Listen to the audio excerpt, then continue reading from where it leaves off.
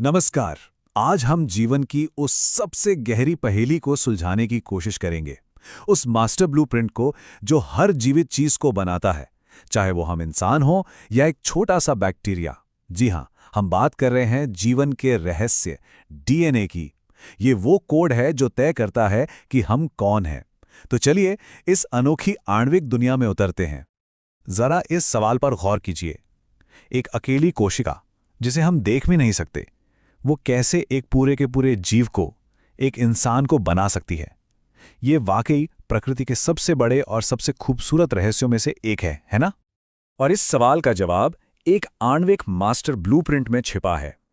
हर एक कोशिका के अंदर निर्देशों का एक पूरा सेट होता है जो उसे बताता है कि उसे क्या बनना है, कैसे काम करना है। और यही मास्टर ब्लूप्रिंट है डीएनए। तो अगर हमें इस ब्लूप्रिंट को समझना है तो सबसे पहले इसकी बनावट को देखना होगा, क्योंकि डीएनए की जो ये अविश्वसनीय संरचना है, उसी में इसके काम करने का सारा राज छिपा है। अब देखिए, रासायनिक तौर पर डीएनए एक पॉलीन्यूक्लियोटाइड है। सुनने में थोड़ा मुश्किल लग सकता है, पर इसका मतलब बस इतना है कि ये न्यूक्लियोटाइड नाम की छोटी छोटी इकाइयों की एक बहुत लंबी चेन है जो एक के बाद एक जुड़ी होती हैं, बिल्कुल एक माला में मोतियों की तरह।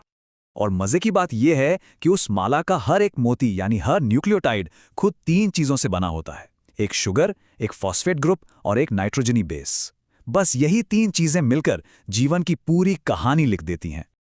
और वो जो तीसरी चीज थी ना, नाइट्रोजनी बेस, वो चार तरह की होती है। हम इन्हें ए, टी, सी और जी अक्षरों से जानते हैं: एडेनिन, थाइमिन, ग्वानिन और साइटोसिन। सोचिए, बस इन्हीं चार अक्षरों की वर्णमाला में जीवन का पूरा कोड लिखा हुआ है। साल 1953 में जब वॉटसन और क्रिक ने डीएनए की संरचना की खोज की, तो उन्होंने ये ऐतिहासिक बात कही थी। उन्हें देखते ही समझ आ गया था कि इसकी खास बनावट ही इसे अपनी कॉपी बनाने की वो अद्भुत क्षमता देती है जो जीवन के लिए जरूरी है। वो एक आहा मोमेंट था विज्ञान के लिए। और वो बनावट है मशहूर डबल हेलिक्स। एक घुमावदार सीढ़ी की कल्पना कीजिए। इस सीढ़ी के जो बाहरी खंभे हैं वो शुगर और फॉस्फेट से बने हैं, और अंदर के डंडे इन बेस के जोड़ों से।